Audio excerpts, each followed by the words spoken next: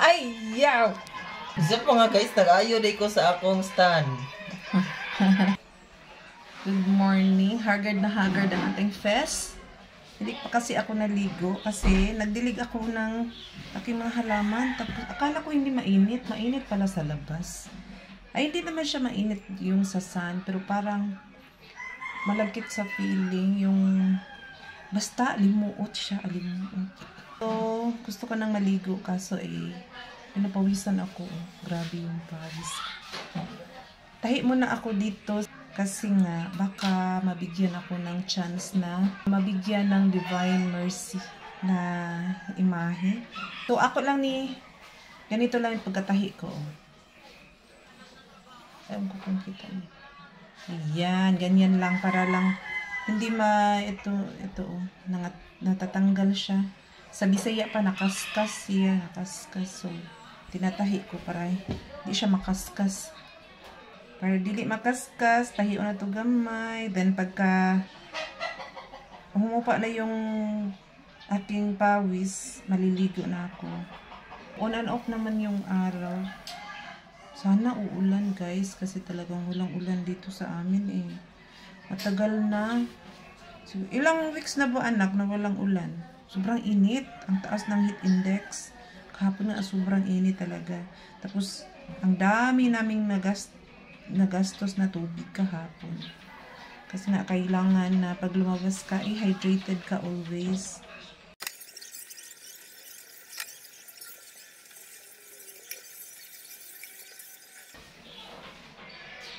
Tingkahi kayo ha. Dahi kayo. Ma. Ang susod, ano? Walay sudan. Ano di kuan? Wala lang ko pa. Naimunggus o kuan. Kinala ka makaumunggus anak kay maayo man as lawas. Check ng inyong hangkuan ha. Ipatusok ta niya mos doktor na inyong mga sugar kay sige magnuka-nuka. Bawasin na ninyong sugar. Kuya, ginuka. Chicken sa? Kuya Ice. Alam nga, tulong mo na kakutsara iya. Check ninyong sugar ninyo ice. Sige, patuyan ko mo sugar. Ano magkama? Laag ka ta balik ma? Laag na sad. Laag na nakaligo na ako. Nakapag-exercise na ako. And then, babalik ako dito sa aking tinatahi kanina. Kasi po, hindi ko natapos. Nag-decide na akong maligo kasi nagsimula na talagang umakyat yung temperature ng earth. So, baka sobrahan na sa init. Mga 10 o'clock naligo na ako. And then, nag-exercise ako ng mga 40 minutes. Dito lang ako sa YouTube. Diyan lang ako sa YouTube kumukopya ng exercise. Ano lang yun? Walking exercise. Walking na may konting crunch. So, asan na niya ako? Where is my gunting? Ano nga ata na nga po yung gunting? Parang pawis. Ayan yung damit ko. Habang mo sa pawis. Ay, nako. Kain tayo guys. Alas 3:30 na ng hapon. Hingi ng pagkain ng aking tiyan. So, kain tayo. Imbis na biscuits ang ibigay ko sa kanya, ito na lang kanin at saka gulay ang ulam. Kasi nga po, mahal yung biscuit. O wala na tayong trabaho. Bitaw Kaninang 10 biscuit ang binigay ko sa kanya.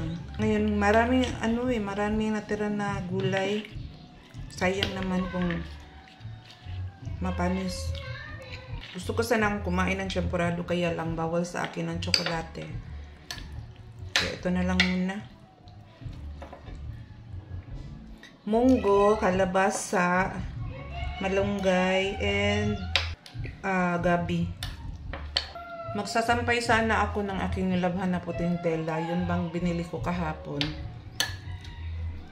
Para sa mesa na paglalagyan ng Divine Mercy na imahe. Nilabhan ko kasi maruni siya. Kaya nilabhan ko muna. And habang nagbabanlaw ako, makalam yung sikmura ko kaya iniwan ko muna. Pagkatapos ay magsasampay na ako. Iba talaga ang feeling ko ngayon na kumakain ako na nandito lang ako sa bahay. Kaysa noong nagtatrabaho ako. Kasi yung amo ko, ayaw niya mawala ako sa paningin niya. Kaya tuwing break time, pag wala ako sa production o kaya sa opisina, wala ako doon. Hinahanap niya ako. Kaya, tuwing kainan, tuwing snacks, kanon, nininervyos na ako. Kasi nga, yun yung time na talagang tatawagin niya ako. Yun bang, ganyan. Tapos ako naman, makabado agad ako. Isa yun sa simula ng aking nervyos.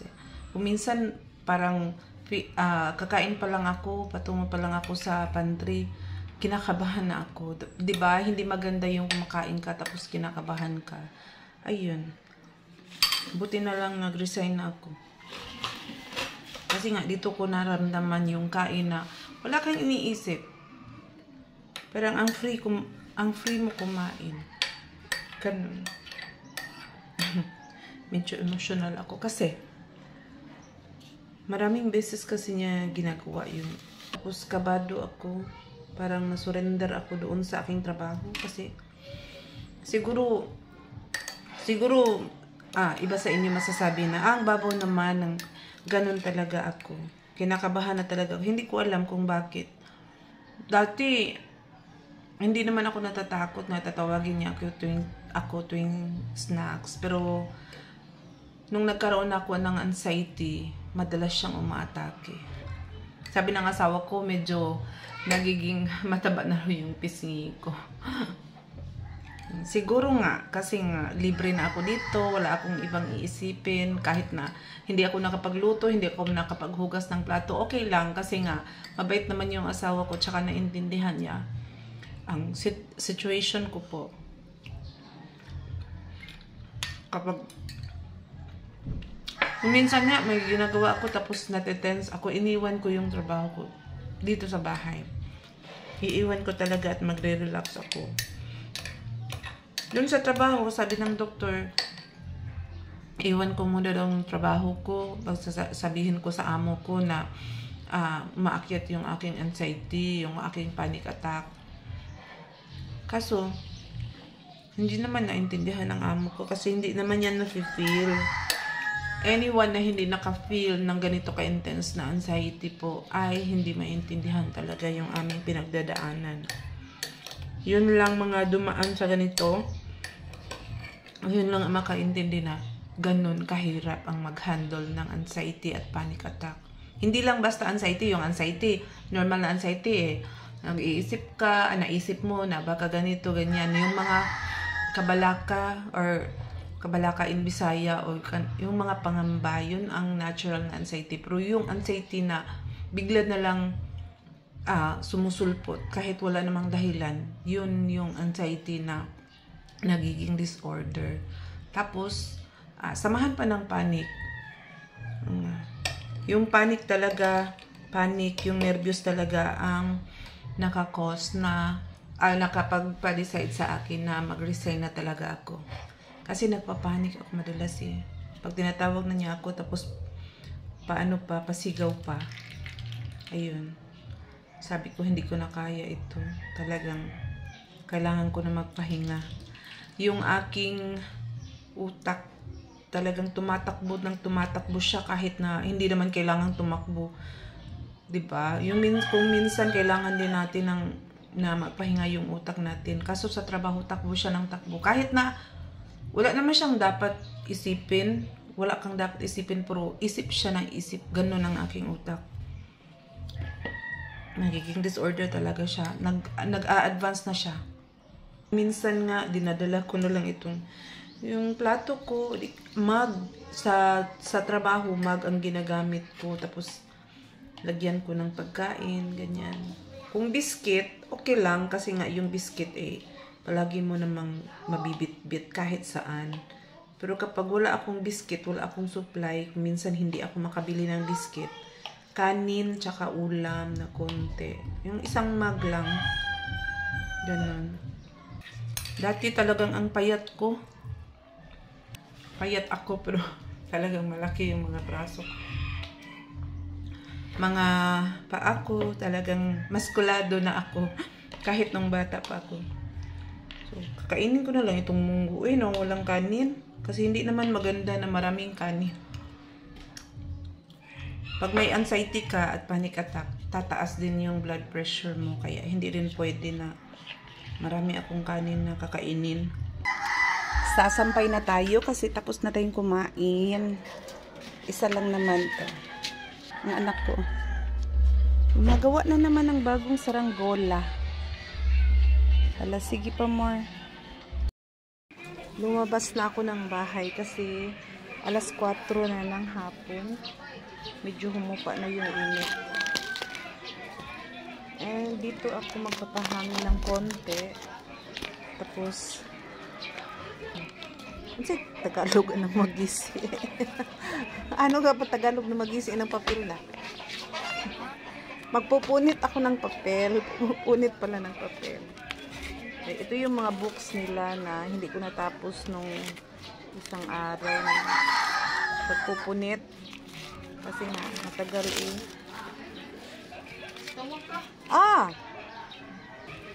Kasi bukbuwak. May hinahanap na naman ang aking mga anak.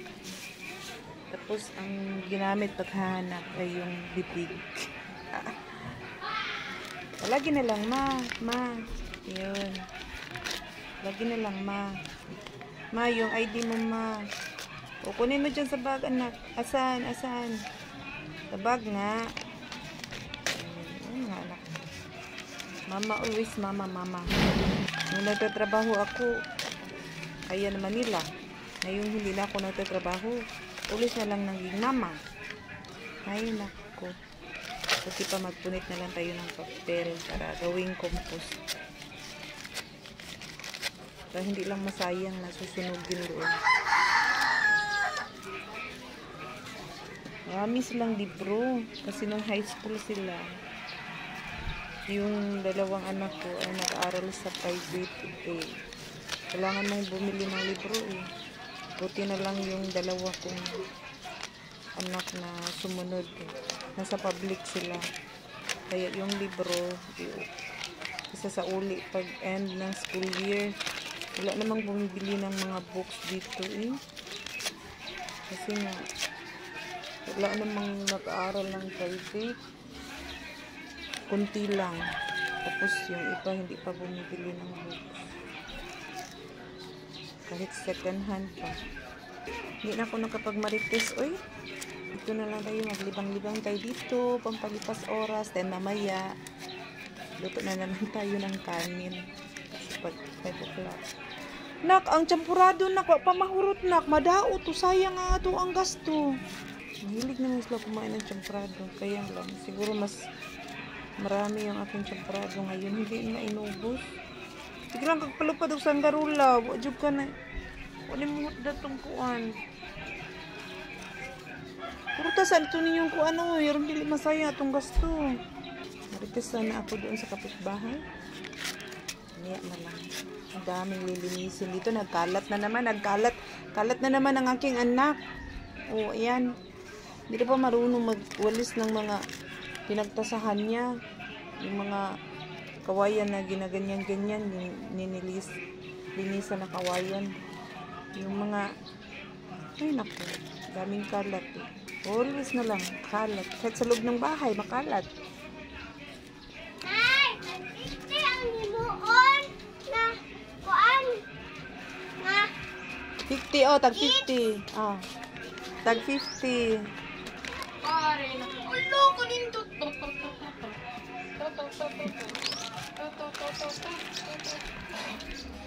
Videohan be?